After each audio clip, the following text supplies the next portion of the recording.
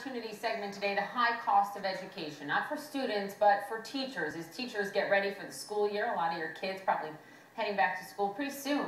Well, teachers will spend $1.6 billion across this country of their own money for back-to-school supplies for their students. That is nearly $500 for each teacher out of pocket. Just a reminder of how much we expect of our teachers and, frankly, how much they give. That is just one sacrifice that teachers make. Salary for a lot of teachers is another. Between 1999 and 2013, the average salary of a teacher dipped 1.3%, down to $56,383 a year. That's on average. So even taking inflation into account, teachers working 14 years ago made more than teachers today. It is making it harder and harder to recruit the best of the best to teach our children. A few weeks ago, I asked Education Secretary Arne Duncan about this, and he admitted this is a problem.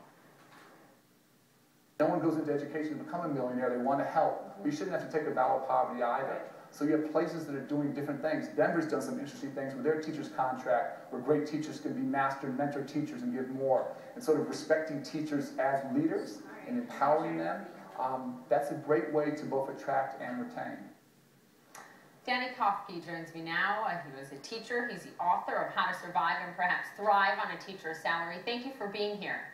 Hey, Poppy. Thank you so much for having me on.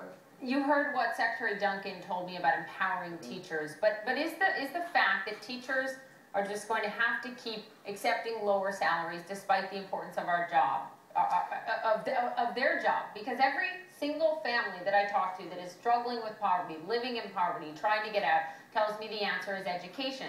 So shouldn't these be the people we're paying the most to? Oh, well, as a former teacher and a wife, have a wife that's a teacher, absolutely. But I think a lot of times, too, with the economic picture, where we had furlough days. A few years ago, my county here in Georgia, while I was teaching, we had 10 furlough days. So sometimes there's a little things that are kind of out of our control as teachers, and just new schools, and then when the economy takes a nosedive, then it affects our salaries. I know here in Georgia, it seems like a lot of the things are all on the uprise in many counties, so hopefully the paychecks will start going up in years to come. I want you to listen to what Republican presidential candidate Chris Christie of New Jersey said last weekend in an interview with R.J. Tapper on State of the Union. During your first term as governor, you were fond of saying that you can treat bullies in one of two ways. Quote, you can either sidle up to them or you can punch them in the face. You said, I like to punch them in the face.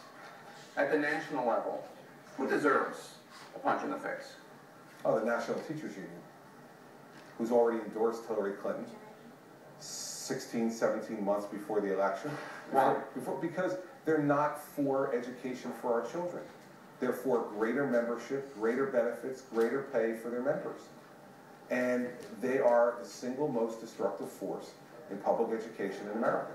I've been saying that since 2009. I've got the scars to show it, but I'm never going to stop saying it because they never changed their stripes. Does he have a point? Even if you don't fully agree with him, does he have a point about the union as it stands now? I think in some areas, yes. I mean, some of us have read the horror stories, especially in the Northeast, of some of the teacher unions protecting really, really bad teachers.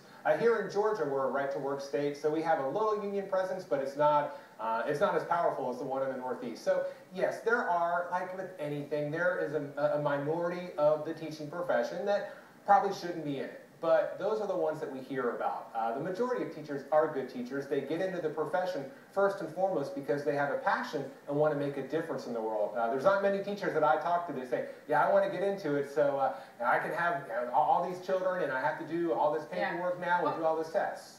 Let me ask you this. You left the profession. Would you have stayed for a higher salary? I mean, what would it have taken? Well, I have a passion with personal finance, too, and helping people manage their money. So actually now in my new role, I get to go to schools and I get to talk to teachers about saving money. So I'm kind of still a teacher, just in a different format. So I think following your passions is why people get into teaching. So I'm still a teacher in a way. So it's hard to say. I didn't leave and I didn't get into it for the money. So no, I probably would be where I am right now. But a larger salary would definitely, it would help. It seems like you have no question that raising teacher salaries would recruit even more.